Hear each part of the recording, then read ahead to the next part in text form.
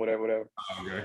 All right. This is episode 7 of Eavesdropping Knowledge, where we talk about dispatching, trucking, and other ventures of entrepreneurship. What we got on the schedule for this weekend, James? Man, we're gonna have a little bit of life talk, man. Like we both, you know what I'm saying? We grown men with responsibilities and stuff. And I gotta shout you out, man. You've been my motivator. Like I got back in the gym after over a year time, man. Like I just couldn't keep sitting here getting fatter and fatter. So yeah, man, I appreciate the support and everything. You've got me off my lazy butt, get out here, run a little bit, lift some heavy stuff, and hopefully be able to take my shirt off this summer. So yeah, man, we're just gonna talk about that. You've been sending me the inspiration. We're gonna talk about that, the inspirational videos and everything. So we're gonna get into all of that. Nah, that's definitely what's up, man. That's definitely what's up, man. You ain't fat, man.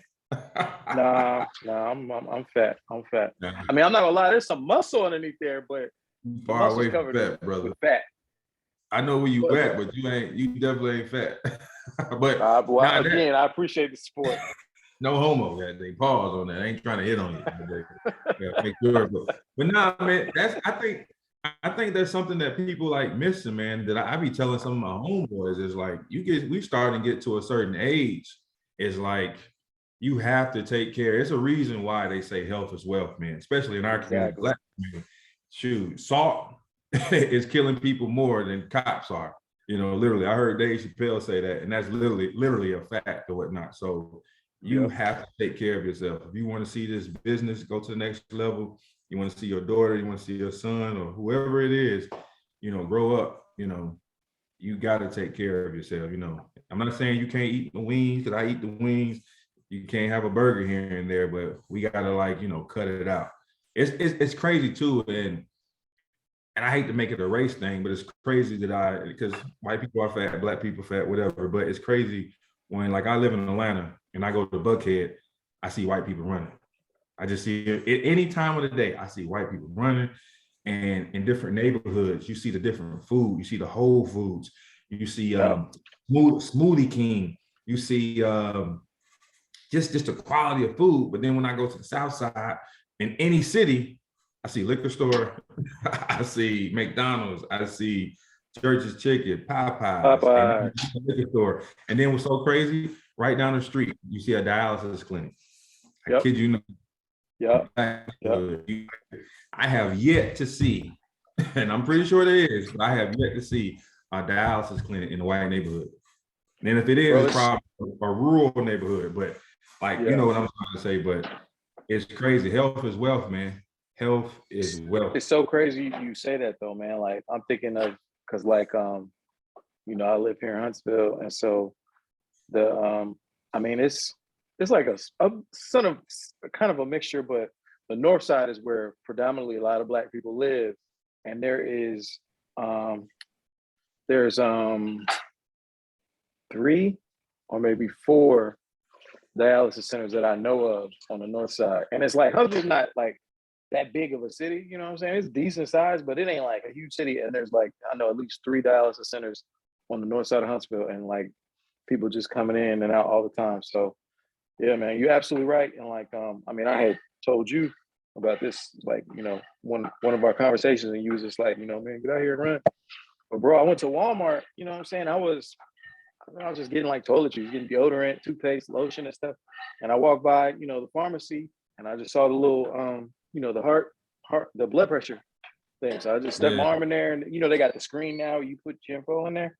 And it was like, man, stage 1 hypertension. I was like, oh man, I can't deal with this. So that's why I was just like, okay, let me get my life together. I've been eating salad and wraps, and I've just been in the gym, man. We got a gym that I have access to. Yeah. I've been there doing my thing, trying to. So yeah, man. But you what's your routine? Talk about that a little bit. I wake up early now because it gets, you know, daylight saving time pretty much. I get up at 6. I was getting up at 6:30. Now I'm getting up at 6, and I go run. It's hard, but I mean, once you get up, you know, it started to get easier. But I like running in the morning because like the fresh air, pretty much you seeing the sun. And I just do like a little short mile, nothing too serious, you know. And then it's just crazy, man. It's like the rest of my day flow. Because I was telling you the other day, like I ran and it flowed. Yesterday I didn't.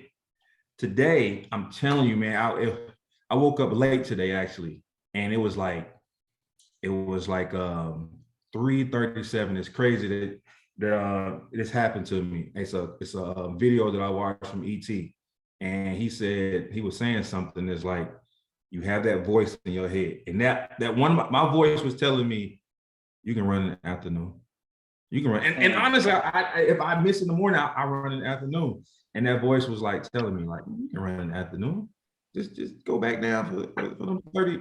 It's 6:37. Like, why are you going, just go back, lay down to 7 o'clock. And I was like, nope, I can't do it.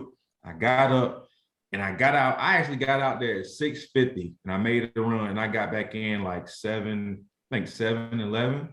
And I just felt refreshed, man. It's just like I got my coffee, took a shower, and like my day got started better, man. I tell anybody.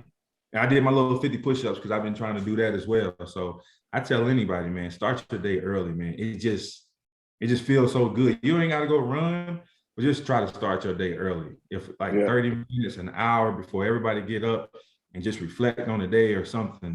That's how I do mine. And it seems like I feel better.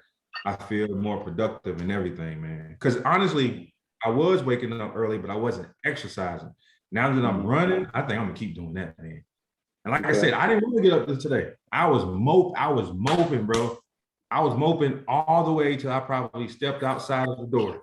And I started to kind of like, then like from getting out my bed, from putting my shirt on, because I got my waist train. I'm on my waist train. We in Atlanta, man. You got, how gotta be popping like be popping bottles this year, man. Goddamn, so gotta have the waist looking right. Nah, I'm joking. Then I got this one. I got them from Ross. I got this for $5. And I got this the vest for $5. You zip up, and I put a hoodie on, and I was moping all the way, like, oh. And I got outside. So I'm not saying this crap easy. We ain't, anybody watching this, me and James ain't trying to, even when running, I'm like, oh. But something else I do, I listen to rap, but here lately I just been listening to motivational, ET, Eric Thomas. I just type ET motivation or motivation, however I'm feeling. Like if I'm feeling like giving up, motivation not to give up, motivation for negativity, motivation for feeling weak, motivation for, I don't know, whatever it is, however you feeling, type in motivation and it's gonna come up. I promise you. Motivation for wearing a hat, something gonna come up, I don't know about that. And I'm telling you, you'll be so focused. I was so focused, man. I felt myself, because normally I try to like do like the old man jog. I'm old, but like a 97. But I found myself like midway, like sprinting, bro. But I was so tuned, I was so zoned in from just what he was saying. It's kind of like how they say, man, it's mind over matter, dog. Once your mind controls your whole body. And literally, I was like, when I got to, because I get to a point where I stop and then I walk back and then I start running again. I got all the way to that point. I was looking like, God dang, I got here fast, bro. Because I timed myself. Every time I leave, I was like, all right, I left it this because I want to see how I'm progressing. So I timed myself by the time I get down there, and I was like, yeah, I got down here really quick. Normally it take like 8 minutes. I think this time I got down there like 6, but I was just in the zone. I'm like, look at that right there. So yeah, it's crazy, man. So I try to listen to different stuff every day too. Sometimes like I may listen to the same thing because I have some of my favorite videos, but that's how I get my day started, brother. How about you? That's what's up, man. The gym that I'm working at, they open at 5:30. So technically I could go in the morning. I probably do need to go in the morning. I mean, if I just follow your example, I wouldn't even have to go to the gym per se. I could just run around my neighborhood, then go to, do my thing, whatever, afterwards, go work out. So yeah, I do need to attack the day like you You do. Hold on, man. I'm just It's responding crazy to you this real said quick. that. The video I was listening to this morning was called "Attack the Morning." No, Yeah. lie, bro. So I usually get up, man. I set my alarm on my phone. You got me beat. I'm usually getting up at like 6:30. Actually, I don't even use my alarm anymore. It's set, but I'm actually up. I'm awake in my bed before 6:30. Hold on, right quick. Look what it if it can show. Do it show? It can't. Dang it! It don't show. Dang it! The screen's too bright. Dang it! What is it? It's too bright. Let me turn it down. You know, man, Android be like that, man. You know what I'm saying? Just the quality of it is just too bright, bro. Okay, yeah, right. Uh-huh. I can't Got show it. it. Whatever you say, sir. On Android, right. iPhone user that day, zombie. Go ahead, bro. So you do your you So get yeah, up. like I'm usually up before then, but I'm just in bed, like chilling. Like kind of like you said, just kind of thinking about the day. I'm thinking about, okay, what I got to do, where my carrier is at. You know what I'm saying? Okay, this person is in Indianapolis, and this carrier, is in Cleveland, whatever. So that's kind of like, the first thing that pops. Well, no, I'll tell you, the very first thing I do, consistently open my eyes, is I pray, man. I'm just like, thank God for another day. You know what I'm saying? Pray for my family, pray for my wife, pray for my kids, pray for whatever I got going on. You know what I'm saying? Something might be going on in my life where it's like, hey, God, I need your help with this, or thank you for that. Blessings always coming in. So that's the very first thing I do. Then I just, kind of just get myself together, check emails, and I'm doing all of this literally in bed. And then by 6:30, that's when I get up, go brush my teeth, start getting myself together, whatever to handle the day. But I'm definitely, let's see, if I say it publicly, my thing is, if I say something, I got to do it. Like, I'm trying to be like a man of my word. So Good. I'm going to say next week, at least twice, I'm gonna get up and I'm gonna go run around this neighborhood. And I got my dog, so I could probably, just take him, put him on the leash, and do the thing run around the block a couple times with him. So that'll be cool. He'll probably enjoy that. And you ain't gotta, I tell people you ain't gotta jump out the gym, man. Just Yeah. when I first started, I remember when I was when me and my ex were together, I just used to run to like the first stop sign. That was like probably 15 houses. No, it was like, yeah, probably like 9 or 10 houses. And then I'll just walk back. And I did that for a week. And then the second stop sign, if you stay in a housing complex or whatnot, or it's a whole bunch of stop signs. But after a month, I made it all the way to the stop light, which was pretty much half a mile. And then I would run back. But that's what I'm saying. Just like work your way up. Yeah. You like jump out, man. Everything is just taking small steps, because you keep taking small steps. One day you're gonna look back and you've gone many, many miles. So yeah, you're right. Just one step at a time. Just like this. Yeah, go ahead. No, I was just gonna say, yeah, man. I've been trying to get back in the gym because, like I said, I need to get my blood pressure under control. I need to get, I don't have any illusions of grandeur. Like, I'm not expecting to ever have a six pack again. That's probably not gonna happen. But I need to look, decent or whatever. I don't want to be belly hanging over my belt. So that's my main thing. I'm just trying to get the belly down some. So, but man, it's been a pretty busy, pretty good week for me, man. How's your week been so far? It's actually been smooth, brother.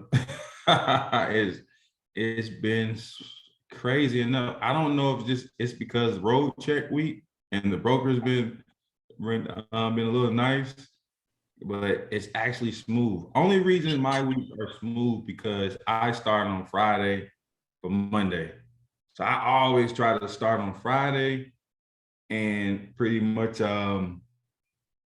if I try probably touch in on Saturday or Sunday, just try to look at the low board here and there. Not a lot, but I try to try to make Monday or the next day as easy as possible. Like today, I was make sure Wednesday makes Thursday better. Make sure Thursday makes Friday better. So me doing that here lately has been making my weeks easier. And I haven't had any loads counseling on me. So, I actually had one today, but TQL. But it's not. It's just me preparing has been good, but the road check has kind of made it better too because they've been paying good this week, baby. So for people who don't Like understand, explain what road check is for people who don't know. So road check is pretty much they as far as this year, well, they do pretty much what it says, like a road check, but they focus on different things every year. Like this year, they was focusing on like tires and some other stuff. I don't even want to lie. I had everything written down and I forwarded it to all my carriers, but they're just checking on things to make sure you up to par on your truck, making sure that this is the Department of Transportation. Yeah.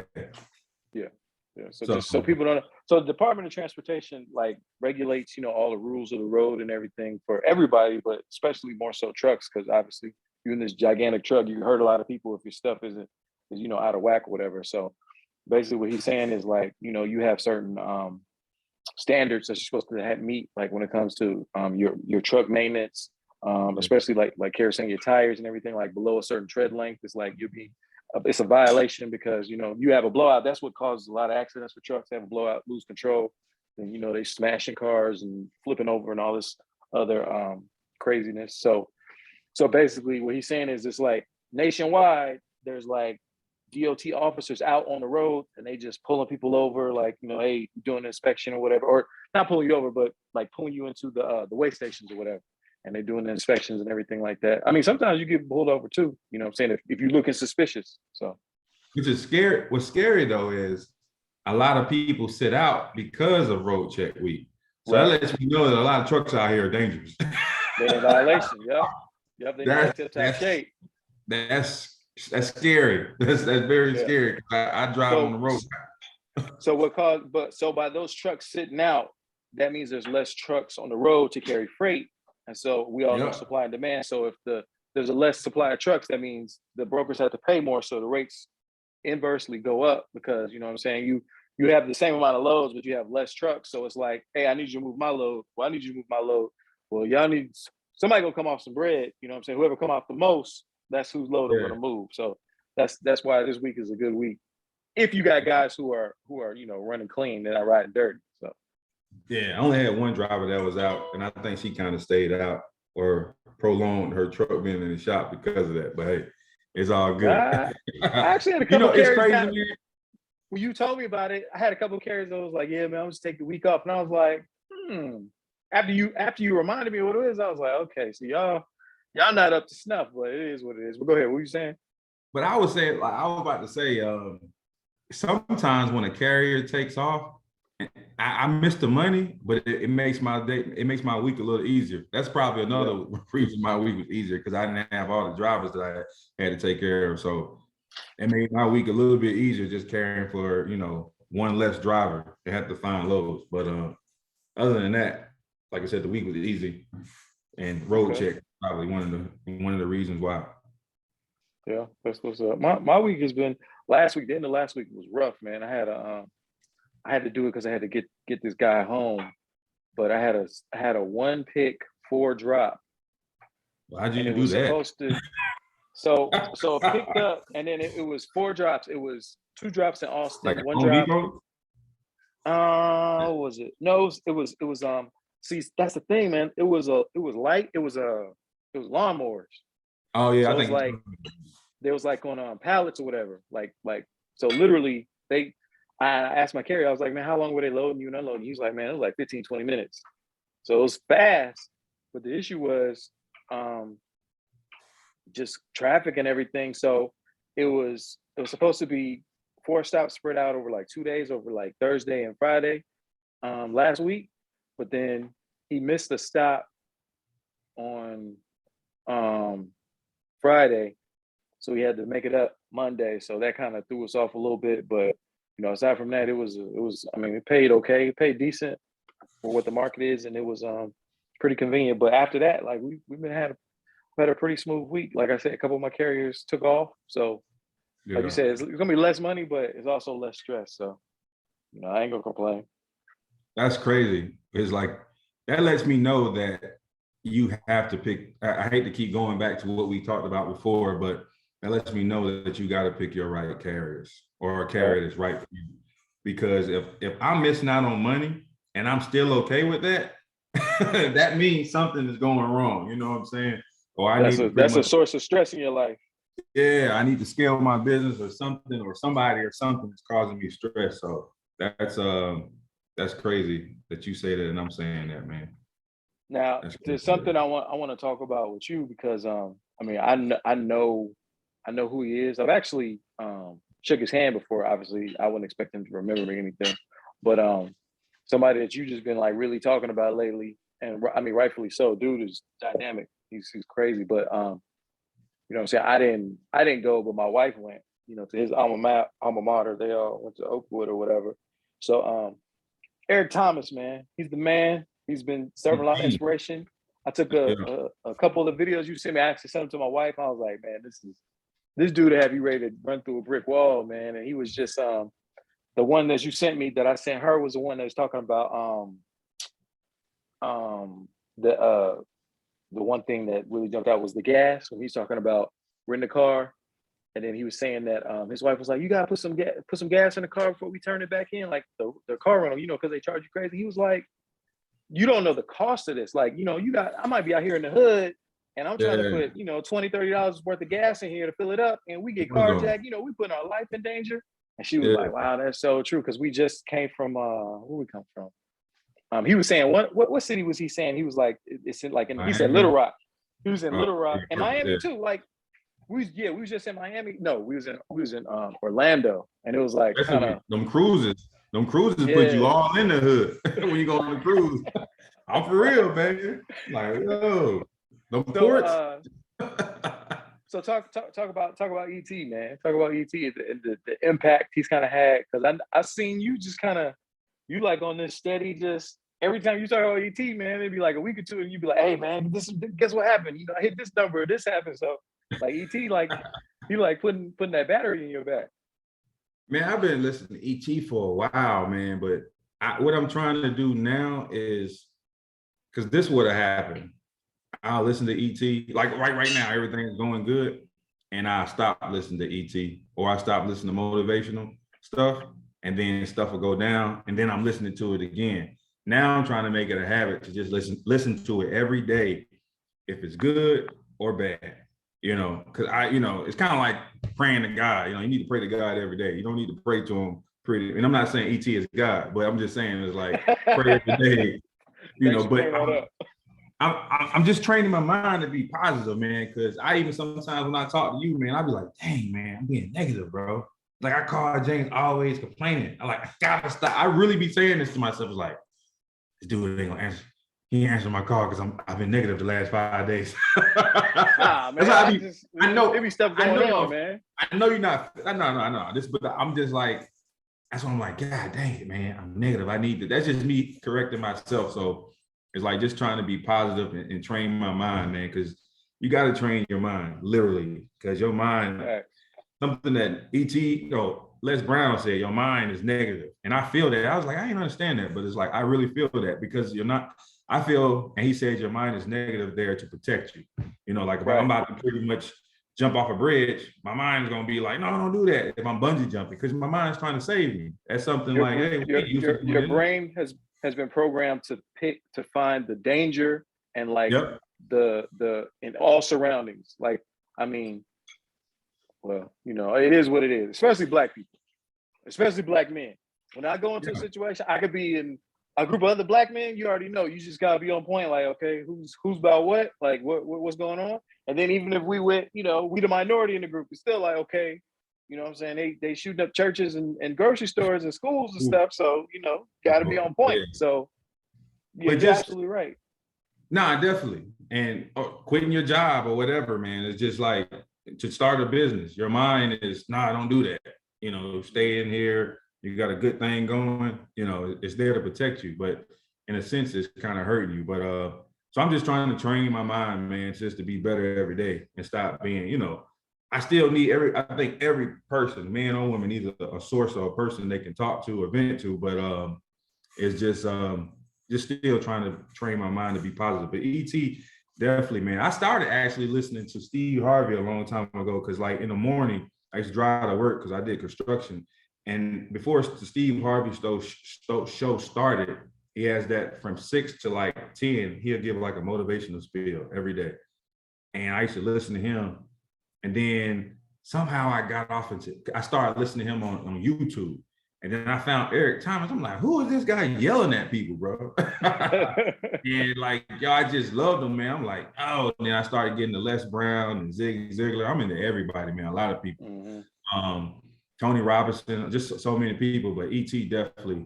E.T. and Les Brown is probably my favorite too. But I tell everybody, man, start your day with something motivational, man. It will literally change your life, your day. It would just change your outlook on everything, man. Yeah, It's just good. The other thing I would say, I got to be consistent, man. That's the thing. Like I always try and talk about being consistent, and I mean, there's certain things I'm consistent with, and certain things that, you know, I have periods where I'm on it, and then I fall off, and then I get on it, and I fall off.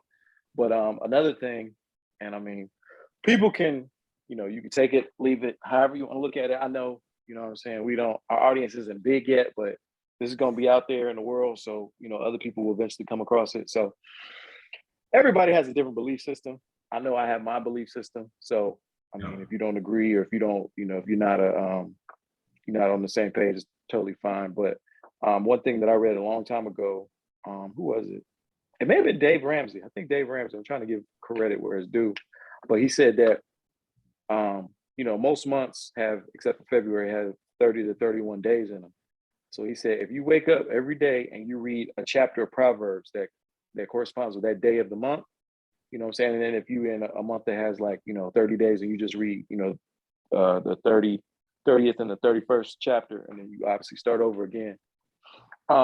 He was saying if you do that for a year, it'll completely change your outlook on like finances, on just being like responsible and stuff like that. So, I mean, not everybody's into the Bible. I am. I believe in the Bible. I read the Bible. But that's also something that you know what I'm saying, that I've done. Like I said, I'm not on it all the time, but you know, when I am on it, it's like I've definitely just seen things like where, you know, it lines up like that biblical wisdom, man. It's just, you know what I'm saying, for me, I see it reflected in everyday life and real life. And it's like the Bible says, there's nothing new under the sun. So that advice and that wisdom is like it's timeless, you know what I'm saying? So that's another thing. The Bible is the greatest self-help book ever written, bro. Yeah, literally. I agree with that. It's copied. It's copied out of everything that somebody say, man. You could probably take it back to where the Bible came. You know, maybe not with, you know, little baby and say, but but you can feel me. In the self-help book, you can like, but it's everything. I just remember, the older you get, you know, when you're young, you don't want to listen to the stuff, but it's just everything that the Bible ever says helps you. Don't have sex before marriage. It is a reason, and I never applied that, but it's a reason why they say don't have sex before marriage. You got unwanted pregnancies, feelings that people breaking up, that can happen when you're married, diseases. It's just so many things that, you know, you should wait till you get married. It's so many things, man, that it just tells you what to do. And I hate when I hear people say that the Bible is old or something like that. It's like, you are so lost, yo. Don't get me wrong. I still be out here doing my thing, you know, partying and everything, but I know, you know what I'm saying, that, and it's sad, I still know and respect that thing, that book, man, is never old, man. It's never and that's old. actually, that's in I'm trying to remember what chapter. That's in Proverbs too, when he talks about you know what I'm saying, being in love with the woman of your youth and everything, and just finding like joy and love inside of her, like, you know, not stepping out and everything, and just, you know, like he says, he's like, my son, you know, stay. I mean, and it's you know what I'm saying, it gets a little in that language, it gets a little graphic, you know what I'm saying, you know, let her breasts be, you know, and all the other stuff. So yeah, man, the Bible's real, man. It's real. Nah, so it definitely most is, definitely. man. So like so you said Les Brown and E.T. Those are two dudes that you look up to.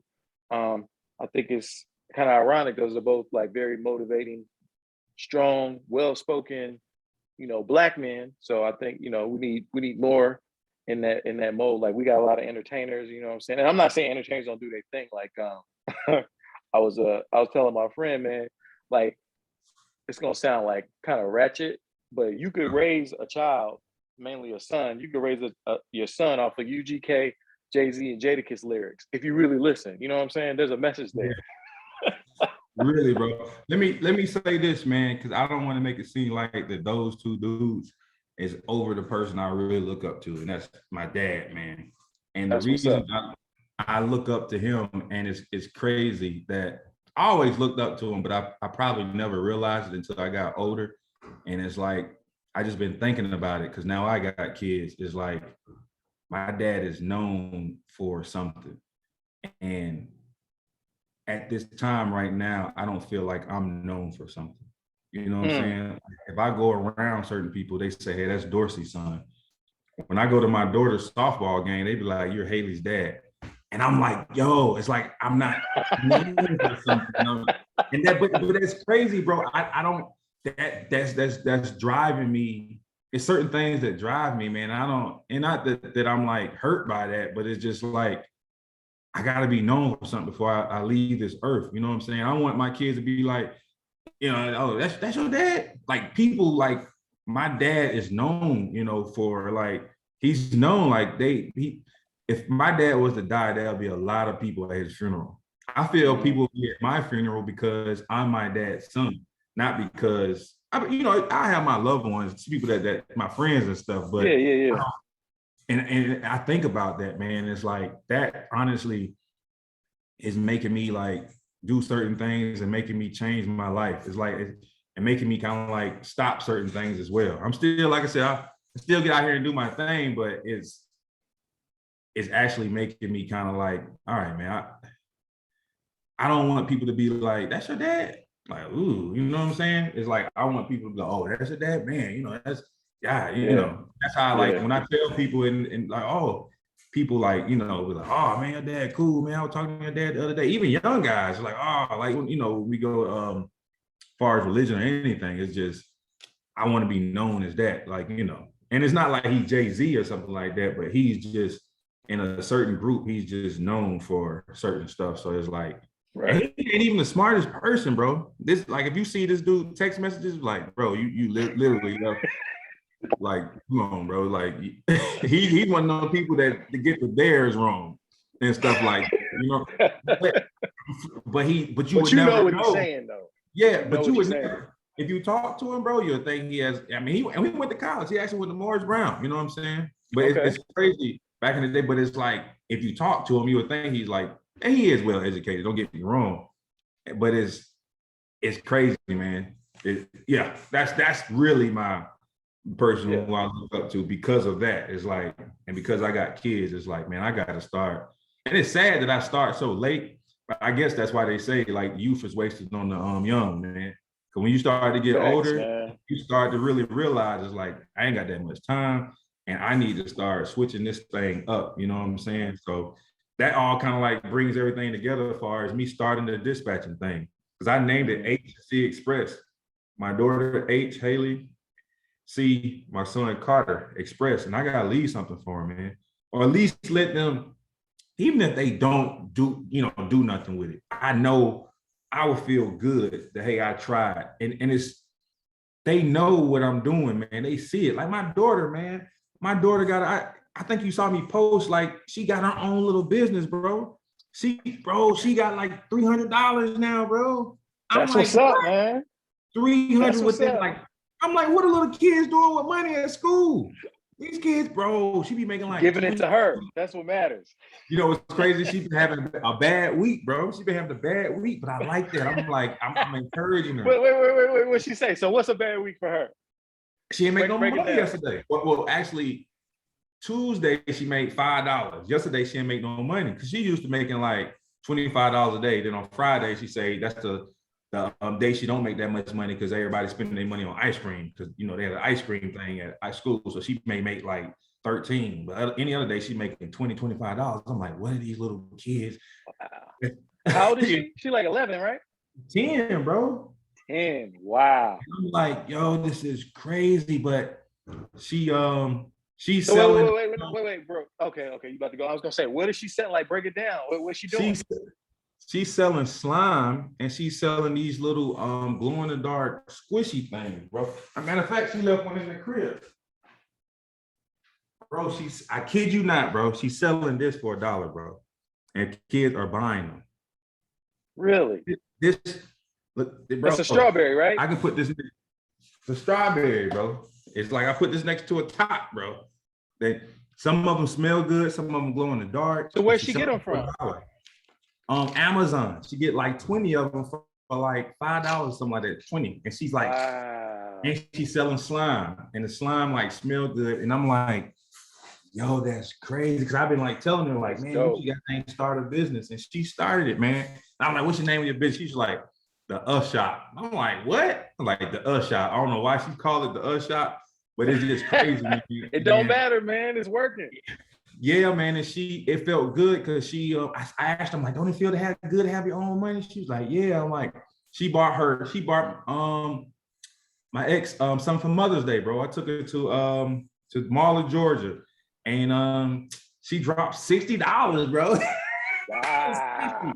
60 bands. 10-year-old with $60 to spend. And still had some more money. She dropped $60. And I'm like, doesn't that feel good that you got your own money? You ain't got to ask mom and daddy. You can go buy. Now it's like when we go to the store, she be like, I go drive past the store.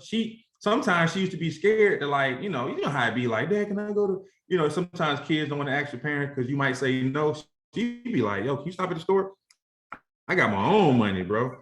You know what I'm saying? I'd be like, oh, yep. You know what I'm saying? But it's just, now my son, he like, hey, he got money. I'm like, start a business, bro. I told him, I give you $14. We go to Sam's, get you some chips, some candy, chips or something. Because I told him when I was in school, I was selling these crybabies. They were little crybabies, and I was selling them for 25 cents back in the day. So it's crazy, man. It's like, and I push that, man. I'm pushing that. I don't know if she listened to me. I don't know what, but I like that, man. I like that. Bro, more important than listening to you, she's watching you. She's seeing you do it. And she knows, like, because we had, from the very beginning, we had a conversation where you was like, I told my daughter I'm gonna quit my job and I'm just gonna do this. And now you kept your word, you quit. And now she like, wow, my daddy quit his job. He doing this thing. And like, life has not changed. If anything, life has gotten better because now he got more time. He's able to, I'm saying, he's not out of town doing his managing projects and stuff. He's here at the games and practices and everything. And we, I'm saying, y'all, I'm jealous. Y'all be going fun places every single weekend, man. Y'all going to trampoline parks and amusement parks and fairs and stuff. I'm like, man, I want to have fun. I'm surprised you're not on vacation right now, bro. This is like the longest that he ever. This is the longest 3 days he has not went on a vacation. 3 days. Nah, man, we trying to get rid of these kids, man. Go send them summer camp and turn up. So. Hey, that's what I'm talking about. I think like Bernie Mac say, walking around bucket naked. But yeah, man, like that's okay. So you said something, and I want you to tell me this, because I know, from my personal experience what I was doing, and I was doing some, man, I used to not for a long period of time, I used to sell answers to quizzes and stuff at school. So like back when computers like first came out, my dad had bought us like a computer or whatever, and part of the it was like before even Pentium, it was like a 486, and part of the deal we had like this, like a printer that came with it, like it was a package deal. It was like a Canon printer, man. And I was like messing with it one day, and I saw like, what's the smallest font I could print, and it was like usually like a 6 or a 4 point, and I printed out a piece of paper, and I was like, so I used to print out I had a homeboy who was like a TA for another teacher. So he would like grade the papers and everything. So he would know all the answers or whatever. Yeah. So he like just kind of went ahead like a few weeks to look at the quizzes and stuff. And then he would give me the answers or whatever. So then I would just have, A, B, D, F, E, multiple choice or whatever. And so I would like just print it out like real small. And then I'll roll it up in a, how you like those regular Bic. Yeah. And then put it in there. Then I sell the pens for like $5 or whatever, man. So that was a nice little hustle until like the end of the semester, and then he switched to a different class or whatever. So that was over. But I mean, and that was in high school. So like in like you saying in grade school, I used to sell candy and stuff and stuff like that. So what was your first like entrepreneurial experience as a kid growing up? Like, what was the first thing? Like, you cutting grass, or you selling candy, or what? Selling, like I was saying, selling crybabies, man. I was selling for 25 cents. I go to the local candy store and buy them. And it's crazy. My parents encouraged me to do that. You know what I'm saying? And they encouraged me, but I saw somebody else do it. And I started booming, man, because everybody knew me from drawing. So it was like, I was popular that way because I would draw all the time. So I started making money. Somebody took me out of business. The next day, somebody was selling, I think, for like 15 cents. And it took me out of business. I'm like, undercut I was going you. home. Bro, I didn't know how they was doing it because I went home and told my dad, I'm like, how they doing it? They was going to Sam's. Sam's They're and getting them in bulk. They were getting them in bulk. I was going to the store and pretty much, buying them for like 15 cents and then pretty much selling them for 25 cents. So he was like, I'll take you to Sam's next week. And we went to Sam's and pretty much I was able to pretty much get my business back. Then the next one, when I graduated and went to, actually I stopped and I actually started cutting grass. I started cutting grass when I was 13 and I would charge 15 for the front and 15 for the back. And I used to cut grass here and there, man. It was crazy. Me and a guy used to cut grass. And when I started to get older, like 15, 16, people would see us and clown us, because I let him cut the front and I cut the back.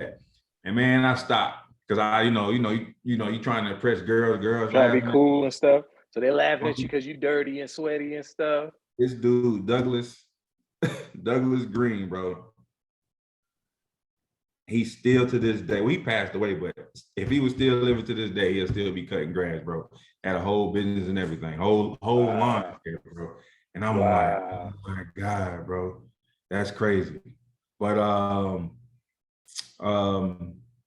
yeah, man, it's that was, I sold chips here and there at school, but that kind of like that kind of caused, some fights and stuff. When you get to high school, man, the teachers, the faculty and stuff, they like hate on you. You know what I'm saying?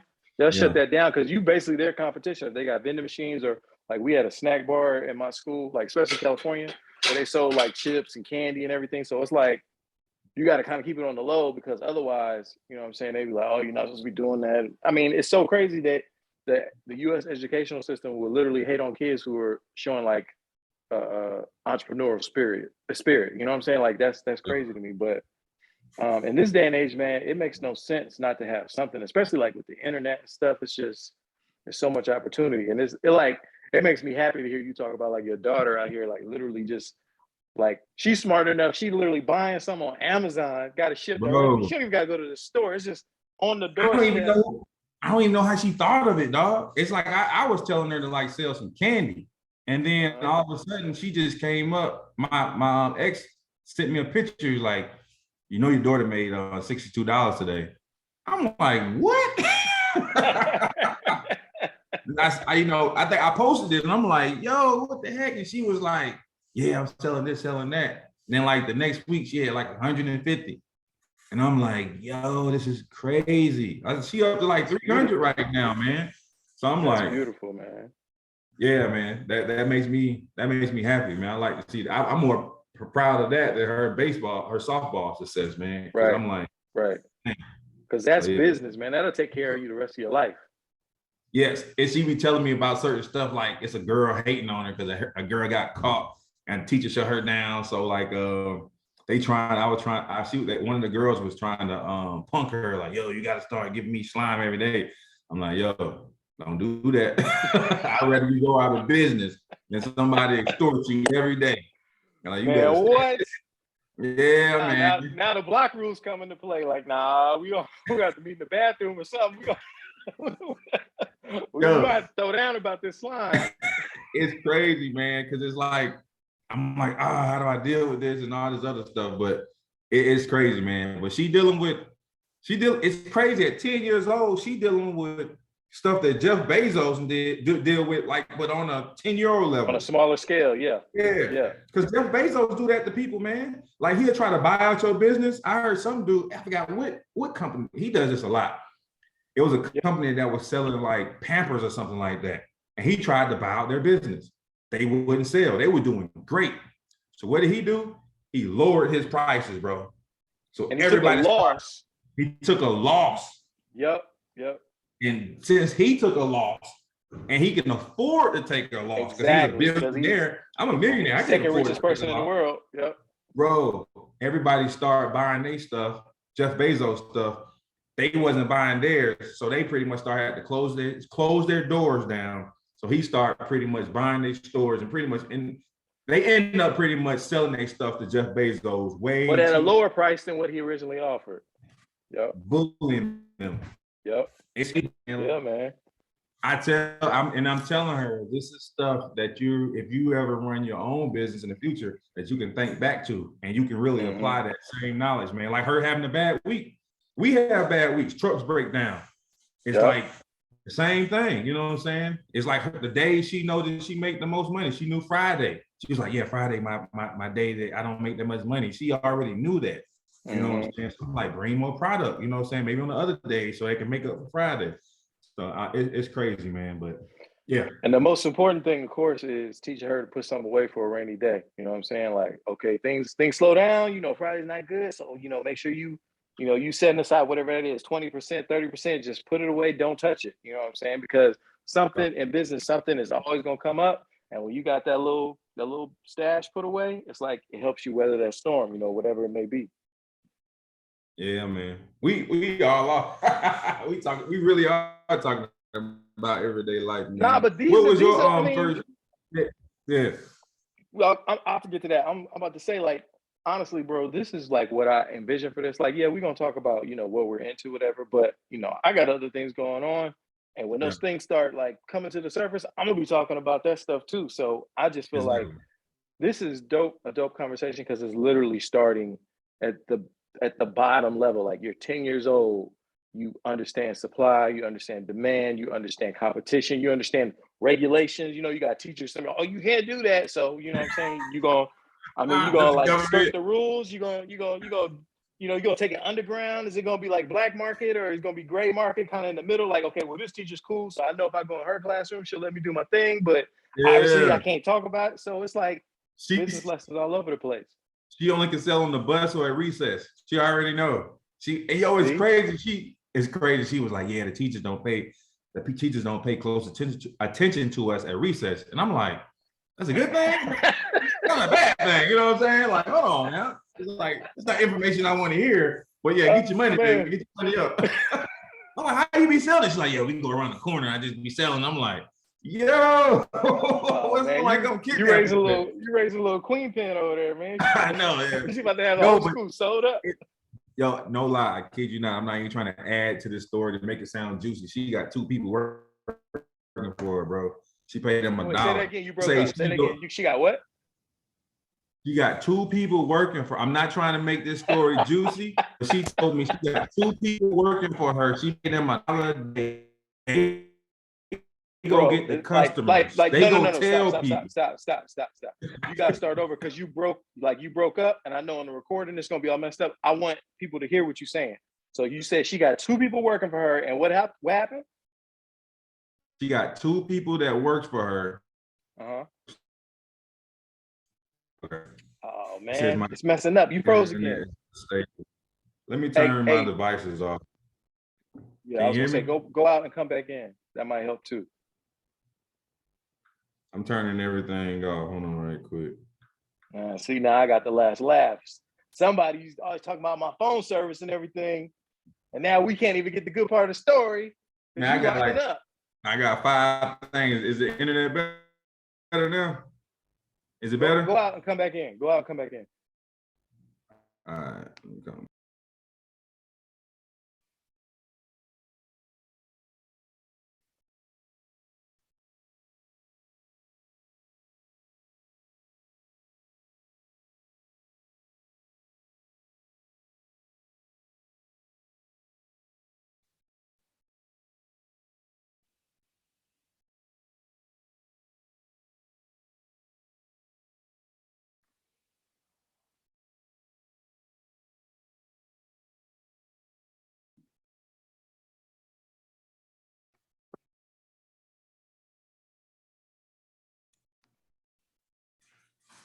All right. All right, can you hear me?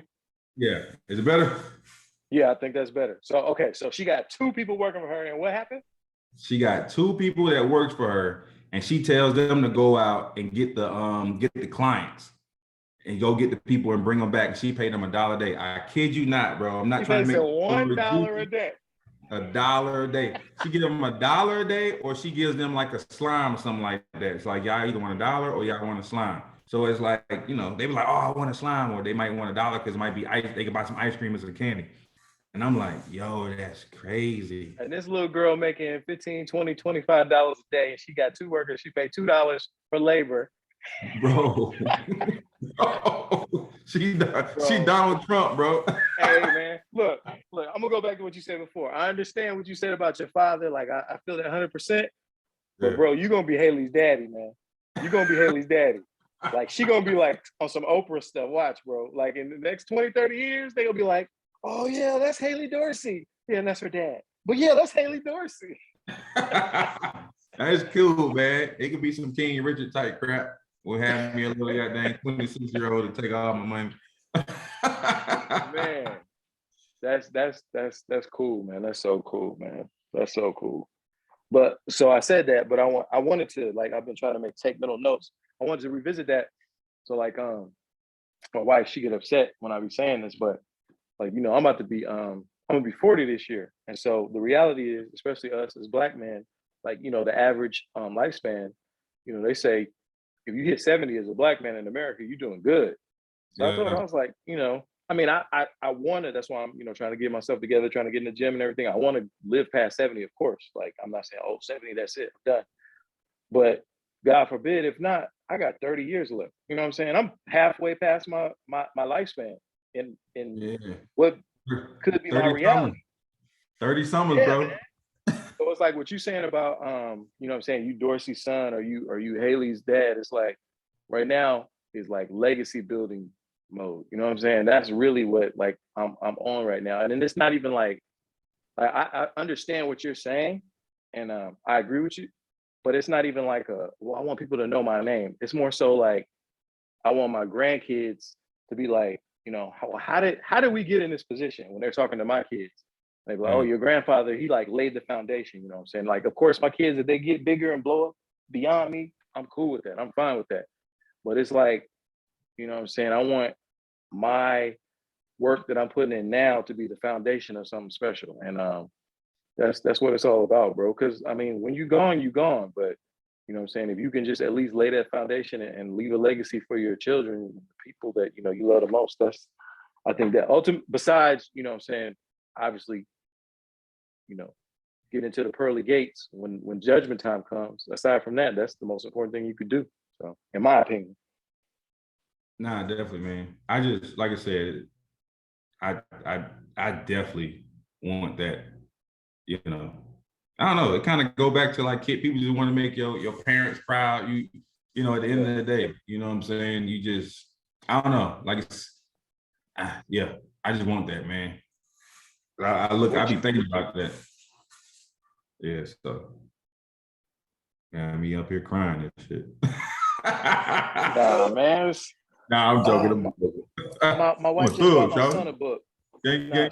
What's that? Do you ever listen to what's his name? Jason. He trains kids. He does the den. The dude, they do like martial arts and stuff. Yeah. Fight Like a Man. He got a book. Have you read that book? Yeah, my wife literally just bought that book for my son. I haven't read it. I gotta read it when he's done. Now I started following him because I remember the old video that got him kind of famous. I think when he was teaching his son how to box. I was like, I gotta find that dude, and I follow him. He actually got a story, man, from like he was a drug dealer and all that stuff, and he just pretty much came. Yeah, man, he got a pass, bro. Like a lot of people, everybody got a pass. Like, he was heavy in the game. I think his brother died or something. Something happened drastic in his life that it changed, and he just now he's on the straight and narrow right now. But I like how he him and his wife relationship, his son relationship, because I had to remember that sometimes when I'm with my son, it's like, you know, I'm rushing him. I got to be patient with him, you know, because we dads, man. Hey, come on, boy. You know, I was just saying that when I was getting my son ready to drop him off with his mother. Come on, boy, hurry up. And it's like sometimes he still needs that. I'm not going to say a boy doesn't, but Yeah. so you do got to be patient with your son, and sometimes tell him it's okay to cry and stuff. I'm trying to right now be a better version of my father, because my father, and which we all should, you know, he great dad, you know what I'm saying, but he's more old school. I can only think of like 2 times my father ever gave me a kiss or a hug, bro. You know, he probably hugged me probably like 5 times, but it's bad that I can count it. It's like my son can't count it. You know what I'm saying? And I understand it, but because that's the era that they came from. His dad probably never kissed him. So it's like me now is just a more softer version of him. You know what I'm saying? I'm still hard on my son, but I don't want to be, you know, he knows I give him a kiss. Not on the lips, you know, no more. It get to a certain age, you know, kiss him on the cheek or on the head. And I hug him and stuff like that. You know, try to hug him every day, tell him I love him. I talk to him every day before we get off the phone. So, you know what I'm saying? That's stuff that it's crazy, bro. It's weird, you know, when I talk to my dad, still to tell him I love him, bro, because it's hey man, look, I hate to say it, bro. That's weird, man. Because in that era, I know he loves me, but it's weird to like hear that crap from him. Because like that's the era that we didn't say that crap, man. He just, you know, I love you because I'm paying these bills. Right. Now it's like, right. You see these lights? Serious, bro. When you hit the switch, the light come on, don't it? That's me. I've heard that before, though, bro. Seriously, and that's the era, man. Because I was born 1980, so that's the era, you know, we came from. You know what I'm saying? But my son, he actually knows that, you know. And I'm not down to my dad or any other dad. Me being older, I'm not giving it a pass, but I understand it. You know what I'm saying? So, yeah.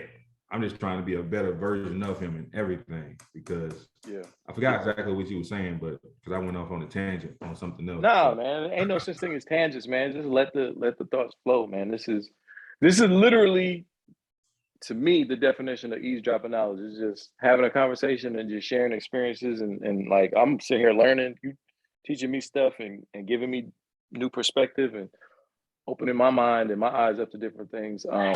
I could definitely say my dad was the one thing I would say to describe my dad as a workaholic. He was affectionate, like he would, you know, hug and everything. And I can honestly say though, bro, like as far as I love you, like I'm trying to think, like he's always said it, huh?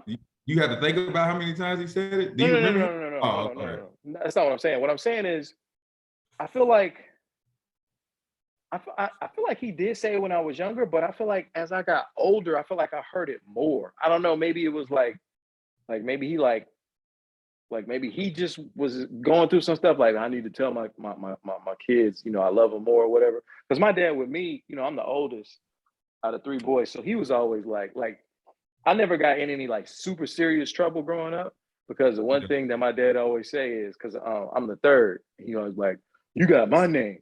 Like you can't be out here embarrassing me. And so that was like always in the back of my head. Even when I was, you know, doing stuff I had no business doing, like I never got too far, you know what I'm saying, out of control or whatever. But yeah, like I think more so probably as I became a teenager, and like now it's like, you know what I'm saying? He's like, man, I'm so proud of you. I love you so much. And I think like once I became a father, and then like he started seeing like how I was handling my family and stuff, it's just, and again, I'm not saying he didn't say it when I was younger, because he did, but it's just like I don't know. It's like it's different. It's like, wow, this dude is. I seen like the change in him or whatever, and it's just it's interesting just to see, like you said, because he's you know he's from the old school too, and then his dad died when he was young. His dad died when he was like 15 years old. So you I'm breaking breaking up. up now too. Oh man, I'm You breaking up. you break. Oh, is it my internet? Your internet connection is unstable. I think it's me, bro. Again, like what's going on, bro? Hey man, you need to stop using that prepaid internet, man. Come into Goddamn. 2022, man. Get you some fiber or something, man. I know. I was just talking about Ebony last week. God dang, now my jump messed up, man. My internet is great, man. I got AT&T fiber, man. I got the best thing they got. You know what I'm I'm saying? surprised y'all even got internet in Alabama, man. Oh, okay. So there's an article that literally just came out like 2 days ago. It said Huntsville is the best place to live in the country. So, you know what I'm saying? Somebody ain't lying. Somebody telling the truth. You know what I'm saying? First of all, nobody like Alabama because y'all, from what I heard, y'all be dry snitching down there, like your boy Nick Saban did yesterday. Dry snitching. Yeah. Oh, man. Hey, bro. Nick is literally a saint down here. You better be careful who you say about. You walk around Walmart, you got something negative to say about Nick, you better keep it to yourself, man, because somebody gonna hit you in the head with something, man. They don't play about Saint Nick around here. Nah, I feel you. If Bear Bryant is God, Saint Nick what? is definitely Jesus. He's definitely man. Jesus. God the Father and God the Son. Yeah. So I don't know, man. That's the Trinity doctrine there. Yeah, man, it's crazy. And so like but you say your father yeah like I do remember when I was younger, my mom used to get on, she'd be like, you need to tell them that you're proud of them, tell them you're proud of them, when we was like younger.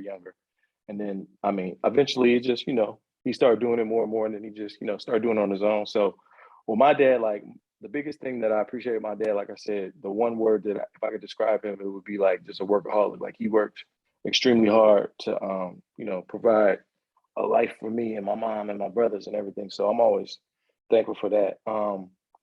My thing is, my dad, like, he did everything he could to take care of us. But it's like, how can I put this? Like, I'm not trying to sound ungrateful and everything, but it's like he was doing the best he could. But it was looking back as like a man now, I see like things that if I were in his shoes, I probably would have done differently. You know what I'm saying? So I just take, and that's like, I mean, it's kind of like the same what you're saying with your dad. It's like, well, the things that you like, you trying to improve on. So the things that my dad didn't do or things he did do, I'm not going to do. And so that's just kind of like my whole outlook on life now. It's like, yes, my job is to provide, but I don't want to provide like hand to mouth. Like I'm trying to build like something that's like literally where I don't have to work so hard. Like he worked hard and he made good money, but it was like the cost of that was him working so hard. And I'm like, instead of me, like, I want to work hard in the beginning, but once I get my momentum, then I'm going to like kind of fall back. You know what I'm saying? Like we talk about, Rich Dad, Poor Dad, like you have the 4 quadrants or whatever. So, he went from employee, he started his own business, but he was a business owner. He never got to the entrepreneur side where it was like kind of running without him. It always involved him. He was always a part of the machine, so he could never step away. So it's like, he didn't have as much time as he probably would have been nice for him to have as he was growing up, because he was busy putting food on the table. And again, it's not like I don't know ill will or I don't feel no type of way. It's just like you said, it's like I look at that and I'm just like, okay, that's something that in my life I just want to do different than my dad, because he did the best he could with the situation that he had. So I'm trying to get, what I'm saying, we both business owners, so we in that B quadrant. So then we need to get to the E quadrant where it's like we could step out of the business and the business will run itself, and then eventually get to that I quadrant where we don't even work, the money just works for us. You know what I'm saying? That's the ultimate goal. No, I definitely agree with that, man. We're supposed to be each generation is supposed to be better. Yeah. Like far as making money, I definitely lapped my dad. So I think I am better as far as making money. And he had his own business, because he always, far as like I remember when I became a project manager for this company called ITEL Network, not the last company I quit, but I was a project manager there for 5 years. And he was just like, man, I'm so proud of you. He was just, because I told him what I was making and he was telling me what he was making. I'm like, God dang, you would take care of 3 kids with that, paying house note, car. I'm like, good grief. And I'm making this, and I'm like, I'm barely making ends meet, wave at each other, and you was making them meet. You know what I'm saying? So I got that from him, by the way, that quote. But no, so we're supposed to definitely be better than them. I will say one thing that I'll take away from my dad that I wish he would have did. 2 things actually. Put me on game about Black history more. My dad was more focused on religion, which is nothing wrong with that, because I really think I'm well versed in that. You know, I'm not saying I'm a Bible toting scripture, quoting type dude, but I think I know a lot in versus far as the Bible. But I wish he would have probably put me on game as much as with Black history, and I wish that he probably would have pushed me and motivated me more in like what I was good at. I think parents back then pushed you and motivated you in what was safe and what to do, like computers, going to computers, that's safe, that's where, but that's not what I want to do. Like I can draw, bro. Like that painting in the back, I did that, what I'm saying? That's not great art, but when people come over here like, who did that? I did that. And to me, that's nothing, but some people were like, wow, that you have talent that you did that. I really can draw. Like, I'm not just saying I can draw. So I wish he would have pushed me, in that. Anything that my kids are good in, I'm pushing them. If you want to go freaking surf, I might be going off the ledge by saying that, going too far, but you get what I'm saying. If they're good at it, yeah, I don't want you to be safe. I want you to be happy. You know what I'm saying? And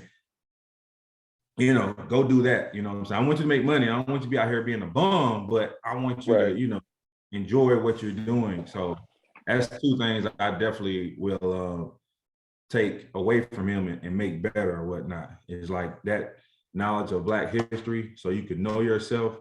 Because it took me a while, and I hate to say this as a Black man, like, because I didn't realize it's crazy that about racism. And I worked in construction, and racism is rampant all around. And I was dumb, bro. I was kind of like dumbfounded because I was silly growing up. I was kind of immature, but it hit me, bro, late. Racism hit me late. And like, you know about KKK, you know about Martin Luther King.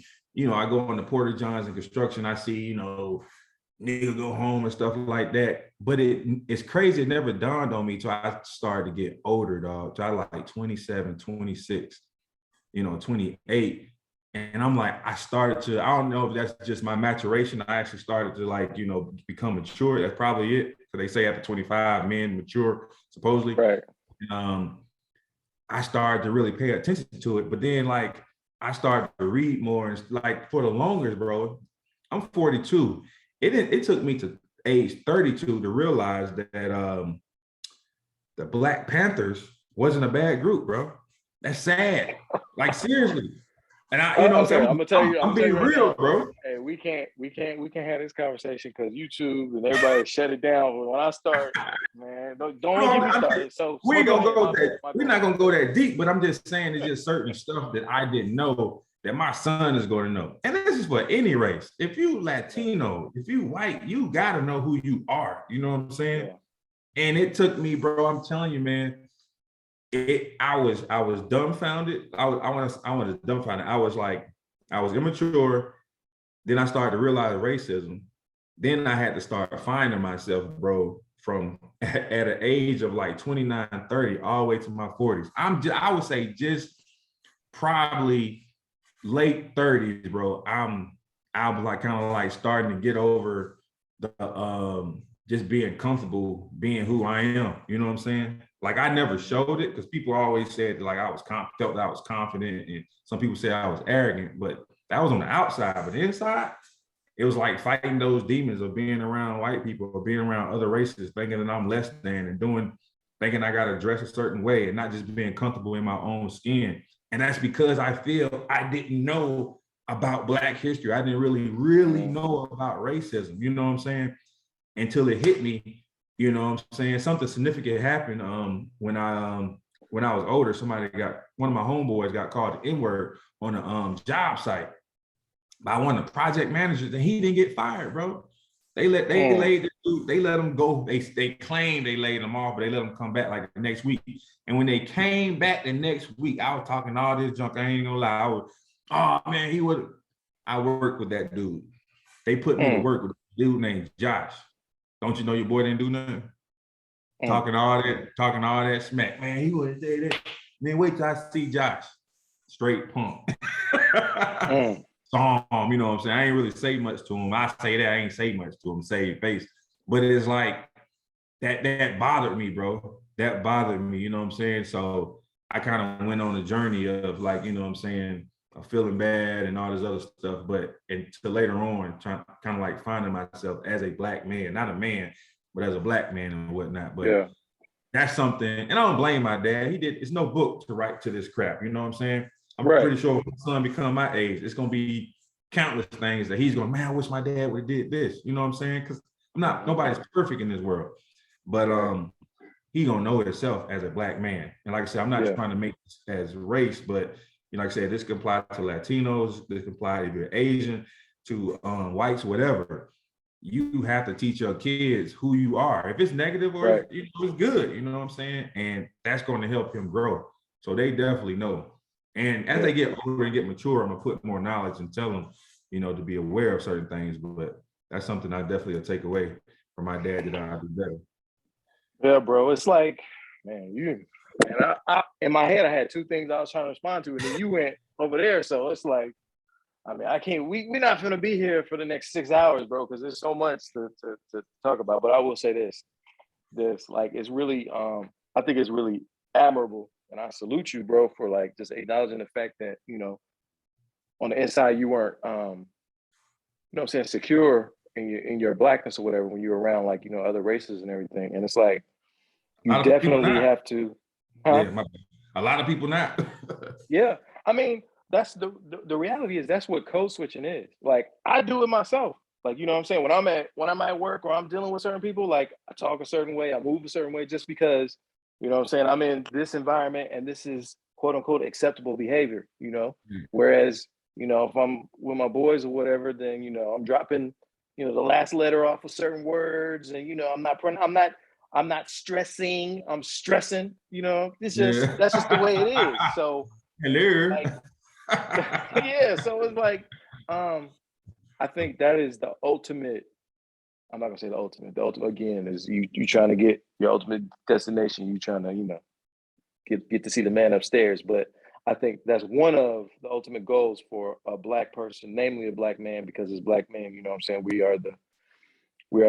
I mean, I'm traditional, so I believe we are the leaders of our families and our community. You know what I'm saying? Unfortunately, we have a lot of women who have had to step up and take our place, because of other issues and everything. But becoming comfortable in the blessing and the beauty and the power and the privilege of our black skin. Like to me, that is so important. You know what I'm saying? We can't be expected to raise like the next generation of black women and boys, black boys and girls into men and women if we don't, fully like just come into our appreciation and respect of who we are. You know what I'm saying? Like it's so important. And literally, like I said, like I got my son, my wife got him Cry Like a Man, and then because we was just talking about like what's some books that he needs to read, and I got him like the autobiography of Malcolm X, and I'm not Muslim, but it's still positive things. Message to the Black Man by Elijah Muhammad, and just some other books, bro. Like knowledge is power, but more importantly, like black knowledge is power. Like we definitely have to have a knowledge of self, because we have been stripped of that, in this country for North American United States black people. Our history goes back to only so far, and after that, you don't know where you came from, because most of those records from where they snatched you on the other your people on the other side and they brought you over here, you don't know, nobody has it. Like it's so crazy, bro. Like I work with some people, and I consider them like family. And one of them was he was an Irish dude, and I mean, well, he was American. He didn't have like no accent, but his people from Ireland, right? And so there was just one time we was at work, we was talking about tattoos or whatever, and he was like, "Yeah, man, I got my family crest, on my arm." And he picked up his arm and he had like, his coat of arms or whatever. He was like, "Yeah, he was naming all these people. They got a castle over back in Ireland. I went, whatever, and I saw the thing, and I was like, yeah, that's took a picture, got the tattoo." And I'm like, bro, that's so crazy. Like you can literally trace your lineage back across the Atlantic over to Ireland, and there's a castle where your people, you know what I'm saying? Like it's still in, somebody in the family still has possession of it, But it's like, yes, I know my lineage. I know exactly where I come from. This is the castle where, you know, somebody before me used to live in.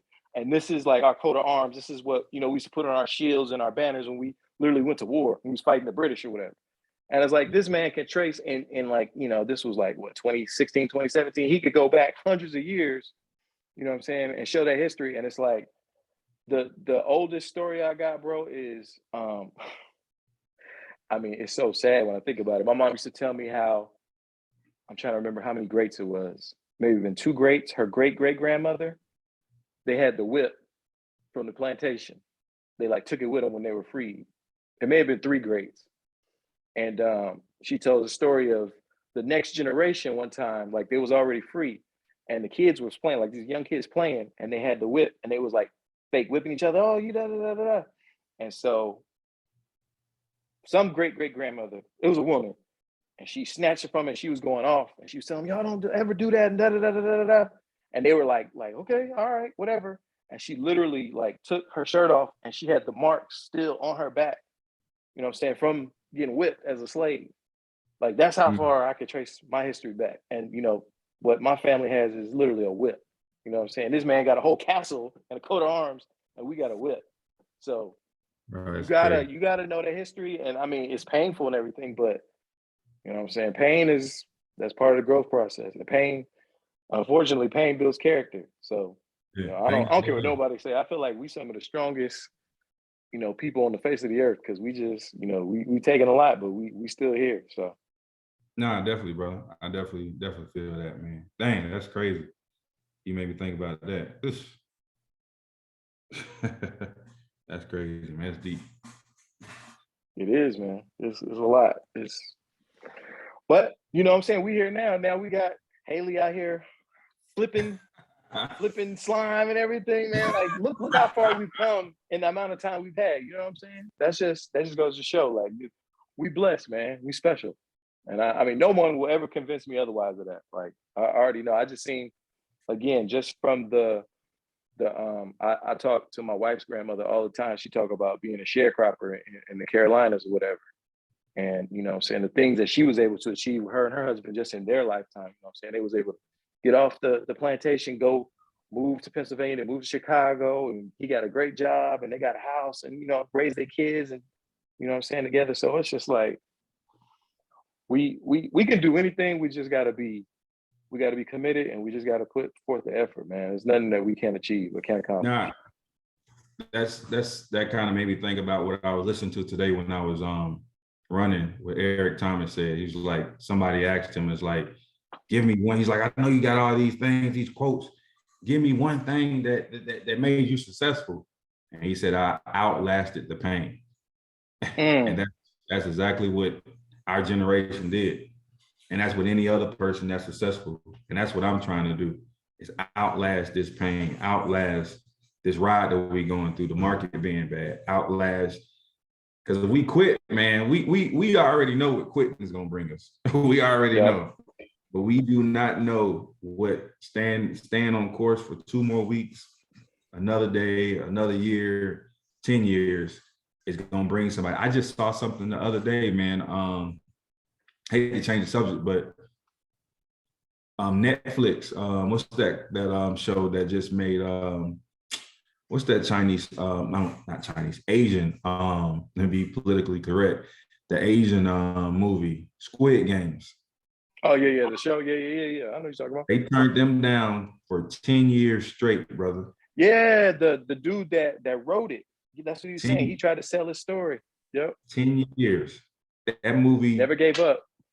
that movie was the highest grossing movie on Netflix. They made $1 billion off that, man. I think it Wow. took them 21 million to make, 20 something million to make. So the profit that Netflix made is $1 billion. That's quoted. Mm. That's not something I'm making up. You can go Google that. You know what I'm saying? That's not the exact number, but it's $1 billion. I'm pretty sure it's $1 billion and something else. But that's like 10 years, bro. I think of what's her name? Who did So wait. So let's break that down. Let's break that down. $1 billion, right? So them yeah, 10 years he was getting no, he was getting that no, right? Let's just say he got one yeah. no every 10 years. Every year he got a no, that was $100 million. He just didn't know it yet. That's crazy. That's true. I heard somebody else, I forgot what motivational speaker. That was Grant Cardone. Somebody was saying that like each year you was actually making money.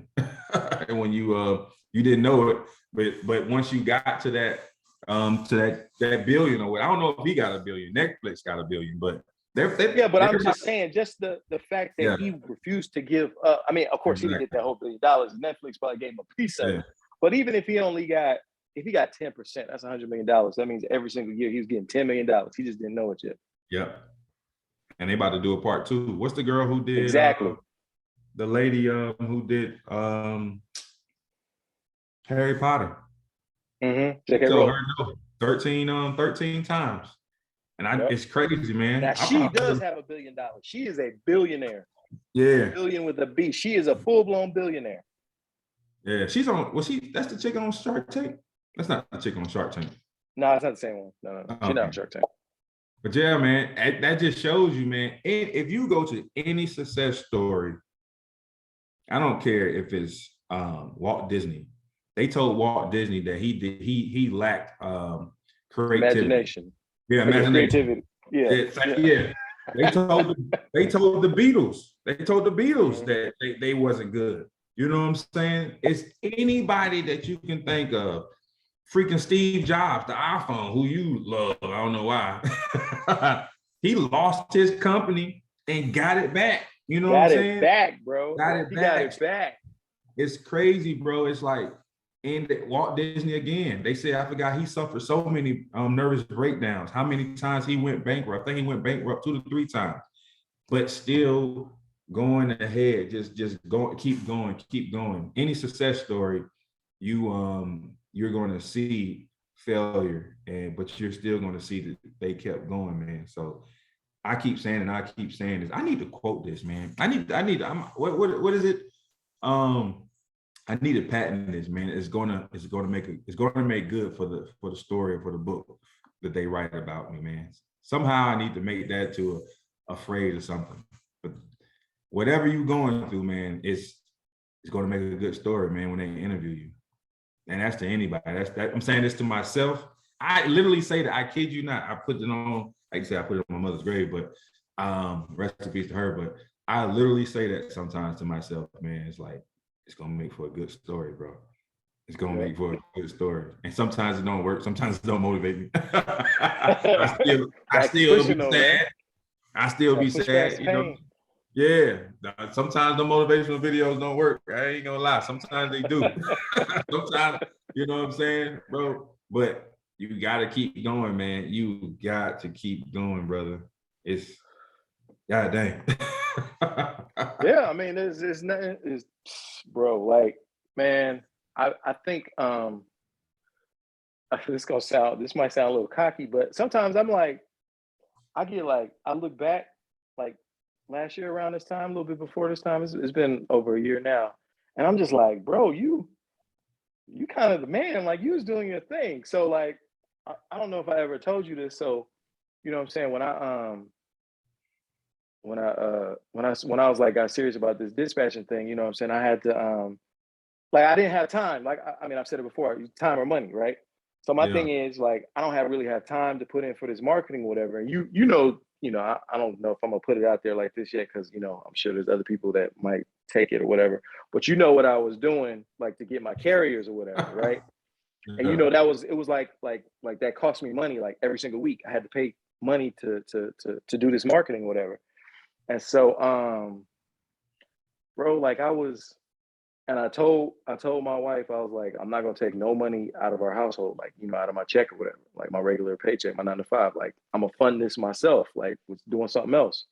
And I've always had side hustles and everything, but I was like, man, I don't have time. I need to make money like this. And I was like, but I'm not about to go get a second job. Like, I'm not waiting 2 weeks to get a paycheck. I'm already tired when I get off work or whatever.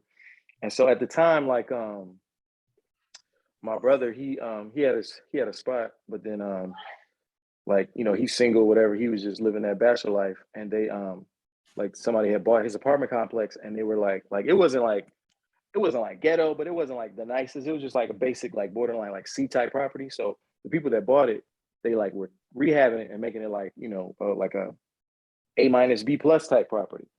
And so they just went in one by one, redid all the units, you know, changed all the fixtures and plumbing and, you know, floors and all that stuff. And he was like, man, I'm not staying there because, you know, I'm paying rent at this point and they trying to hit me over the head with this. And so he's like, man, can I stay with you? And this is my baby brother. And so I'm like, you know, my before she passed away, my mom, like the one thing she told me, she was like, you know, take care of your dad and your brothers. Like, you the oldest. I'm like, you know, of course, like she on her deathbed, of course, I'm look out for my fam. So I was like, yeah, man, all right. And then his car, so he was working. So at the time we lived in Madison, he had a job and his job is in Athens, which is like 35 minutes away. His car broke down. So we had gone to California for like a month or whatever. We was out there and he was using my car or whatever, no problem. But when we get back home, it's like, I gotta go to work too. So I had to get up and you know, my situation is kind of like, it's very easy. Like I could just kind of go to work when I get there and I leave when I leave or whatever. You know, I do my job, but it's like, you know, it's whatever. Yeah. But he got like super strict. Like if he late, you could be late like 2 or 3 times, you get fired or whatever. So I had to get up and I wasn't, you know, I'm not gonna lie, I wasn't getting up early, whatever. So I was getting up extra early, take him 35 minutes, the opposite way of my job, drop him off, come back to my job, go to work, go 35 minutes. Well, actually, no, when going back to my job, it's really more like 45, 50 minutes back to get him, come back home. And then I was going every day, at least 4 times a week, like during the week. I might not do it on Fridays, but I did it pretty much all day on Sunday too. So still 5 days a week, Sunday, Monday, Tuesday, Wednesday, Thursday. I was doing Instacart, bro. Like I was shopping, you know what I'm saying? So I could feed this marketing thing that I told my wife. I was like, I'm not taking no money, you know, no money out our household income. So I was Wow. like my goal, I was like, I gotta hit like, you know, $400-500 a week. And I was just doing Instacart. And I mean, it was work, bro. So literally I would do all that, get my brother home. I might stop. I wouldn't even eat. Like I would just be like, man, I got to get out here because, you know what I'm saying? These orders stop at like 9 o'clock. So then literally from like 4:30, 5 o'clock till like 9, you know, 9:30 or whatever, I was just doing that. Then I come home, do it all over again. You know what I'm saying? He had to be at work at 7 o'clock. So that means I had to be up by like 5:30 just to, you know, make sure he get to work on time. So it was a lot. So I did that for like, I did that. It was a while. He was basically working whatever. He saved up money. He bought a car. So I was like, okay, I don't have to worry about that anymore. But I was still after work, I would just go straight to shopping or whatever. And I literally had to do that for like, it was probably a good solid 3.5 months, bro. I was literally doing that every single day because I was like, I gotta make this work. Like, I'm gonna make this work. I'm gonna get the carriers. I'm gonna make it work my way. It has to work. So I didn't even know you were going through that, bro. It has to work. It has yeah, to work. yeah. God So dang it. that was like we got back in March. So that was like March, April, May. And then I picked up like my first carrier, but I was still doing marketing. And that Yeah. was before I really the money from the dispatching really started, you know, be enough to take care of that. So I was still kind of doing it while dispatching, while working, and then still doing the shopping and stuff. And then you know, finally it picked up where I was like, okay, I don't have to do that no more. It could feed itself. But bro, I was like, when I was in the gym early this week, and I was sitting there, man, I'm tired. I don't feel like doing this. And I was like, wait a minute. Like just last year, you was waking up every morning at like 5:30 in the morning. You was doing all this stuff just because that's what I wanted. Like I wanted this. And I was like, you just need to want this like you wanted that back then. And you'll get through it. And so I've been sore, I've been hurting, my calves, my arms, everything. But it's like, man, no excuses. We do what we want to do when we want to do Yeah. it. So I just got to get it done. So It's crazy that you had to tell yourself that. You had to yeah, pretty much man. train your mind that, man. It's like, Yep. hold on now. I was just doing something way more stressful and I can't do this right here just for an hour. Exactly. I was Exactly. waking up earlier. It's crazy, Yep. man. It's crazy. Dang, bro. I didn't even.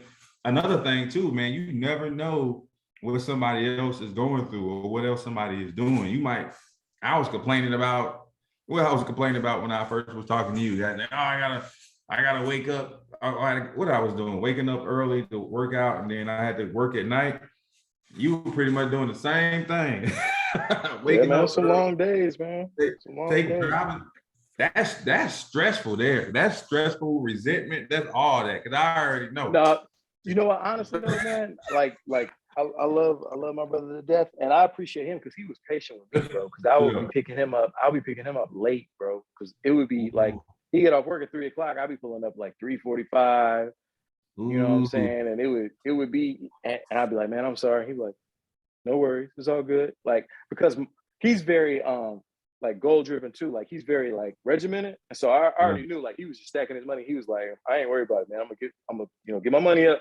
Go give me another Yeah. car. I'll be straight. And that's what he did. So it worked out, man. But I always go back to that. It's like, man, I really don't have no excuses. Like to be honest, man, this like dispatching stuff is made me lazy, bro. Because it's phone calls and emails. It's Yeah. like you make a phone, like, okay, so you book a load, you know what I'm saying? Like, what would you say is the average, your average load, like 12, 13, $1,400? Yeah, from like 13, no, 12, 13, 14. Yeah, right now. So it's And like, yeah.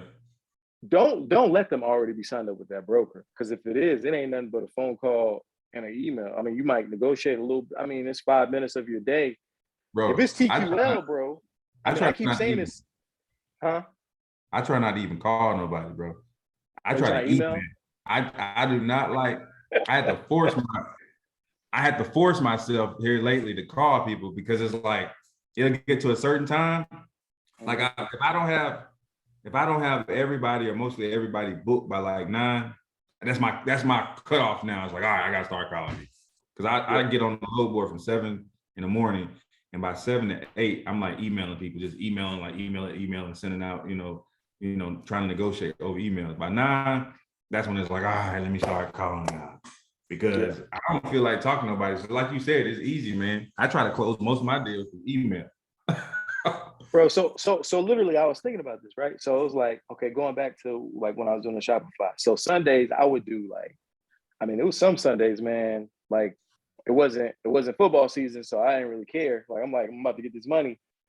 So I mean, I might put in a 10, 11 hour day. Like on Sundays, my goal was to hit $200. And then during the week, I was trying to get like $100 would be a great day, but at least like 70 because that's like 280 plus the other 200, so that's like 480. So I'm right there at like I'm trying to hit like $400 or $500 a week, right? And so I was just thinking, and then literally, so a $1,200 load. I can't speak for no other dispatchers out there. We charge 10%, but we are worth it. So, bro, you on the phone for 5 minutes, and you book a $1,200 load. That's $120, and it's just like, all right, that's done. And he gonna pick it up, he gonna deliver it, and I'm gonna do it again tomorrow. Yep. And so dispatching, like it really, Make you it's lazy. it made me lazy. I was just like, man, I don't want to do nothing. I just, I want to sit up on this phone and sit up on this computer and make money. I don't want to get up. I don't want to work out. I just want to sit here and eat ice cream sandwiches and Fat Boys and Haagen-Dazs and be fat and lazy. And it's just, you Bro, can't get complacent. I've been saying it for the longest, but it's crazy like how you say stuff, but you really start to think about it, and it's something so simple and so easy. But here lately, and it's taken me a while to kind of like really like focus in on it. It's like I have to get more drivers. Like I said, like everybody know you gotta get more drivers, but I'm like I gotta get more drivers, and I just gotta give them to people. I don't need to take on no more drivers. I just need to find people to take on these drivers for me. And the more drivers I find, I just need to give them to people. And that's how I'm gonna get rich. And that's my plan right now. It's just I don't want no more drivers, bro. I only probably want to just dispatch 3 to no more than 4 carriers, bro. And Mm, that's something that Alex said. When I remember in the course, it's like when you get to your 3rd driver, he said somebody asked him on I think it was like the 3rd or 4th mastermind call. They was like, when should we hire a dispatcher? He was like, when you got your 3rd carrier, because I went back and watched the video and I actually forgot this. When you get your 3rd carrier, you need to start training somebody to be your next dispatcher. And I'm like, dang it, bro. All this time I thought he was saying you need to have 5 to 7 carriers and then get you somebody else. I've been doing it wrong. When you get 3 carriers, bro, you need to start looking for somebody. And that's what I'm like. 3 to 4 is kind of is good. 5, stressful. You know what I'm saying? I don't care who it is. 5, you're gonna be pulling your hair, you ain't gonna have enough time. And that's what I'm trying to do. This chick that I have working with me called Risha, bro. Like, cause you put me on game on the not really put me on game, but you motivated me that, hey man, you need to do the Indeed, just by you talking about it, that you've been getting carriers. So that motivated me. And I put my stuff back on Indeed, and I've been getting people hitting me up. I haven't signed anybody, but just the fact that I'm getting people to call me is motivating me to keep going. And I got to get another carrier, bro. Because if I give somebody a carrier and they make 5,000, let's say $6,000 is doable in this market. If they make $6,000, I'm gonna split it half and half. That's $600. That's $300 that she You used didn't to have. work for. That I didn't even work for, bro. You didn't work. And I'm like, that's easy money. So if I give that's the I part of the quadrant. That's when you're not even working anymore. bro. Well, not the I. You're the business owner, but you're not working for it. If I give her 3 carriers, bro, that's $900. Who can't just, if people, and $900 don't sound like a lot of money, but just sit and think. $900 to pay for it. No, I mean, because some people be like, is good a week. It's good money, but sometimes we're smart. A lot of people hear 900. A lot of people hear 900 and they like, when you hear like 900 versus you hear like 10,000, you know what I'm saying? But once you really think about it, $900, that takes care of a car note. $900, that takes care of maybe a apartment or whatever, man. I put it like this. $900 a week. So let's just say a 40-hour work week, right? Yeah. Okay, $20 an hour. That's $800. So that's about 25. 100 divided by 4 is 25.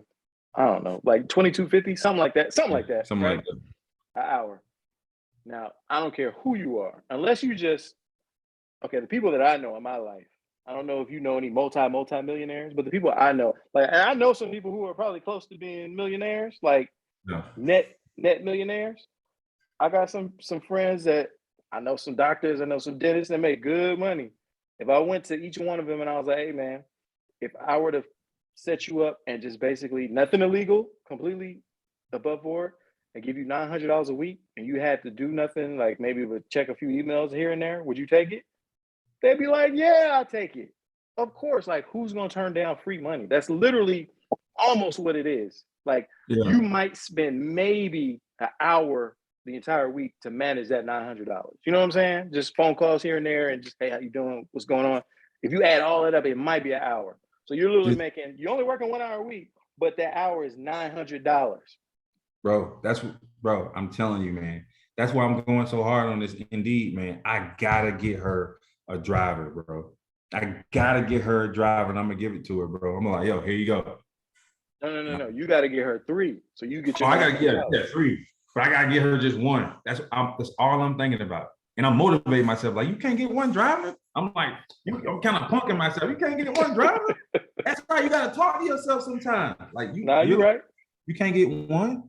Like, seriously, you got 30 days. You can't sell 1 t-shirt in 30 days. You can't get one driver. Like, when you break it down, you really think about that. Like, are you serious, Cares? You can't get 1. You can do that, bro. Whoever out there that need the motivation, you can't get 1 in 30 days. 1? Come on now. You can't get 1. And that's how I'm telling myself. You can't. I'm punking myself. It's like, you can't get 1, bro. 1. And whatever, and you apply that to anything in life. You can't do 50 push-ups in 24 hours. That's gonna take you literally 2 minutes. So you got 23 hours, and how many ever much minutes you got left in the day? If you break it down, you say that, man. Okay, all right. I'm back on it. You know what I'm saying? But nah, man, we're gonna have to shut this one down. Man, I mean, no offense to any of our previous guests or anything, but I don't care. Anybody say this is the best one yet, man. I think we just getting better as we You know what I'm saying, Bill? But this again, man, I appreciate you, and I appreciate you for like listening and just saying, because before we had a conversation like what we're gonna talk about, and I was just like, man, we just gotta talk about life. You know what I'm saying? Like Yeah. it's beyond dispatching, it's beyond trucking, it's beyond transportation. Like at the end of the day, we are Black men with families.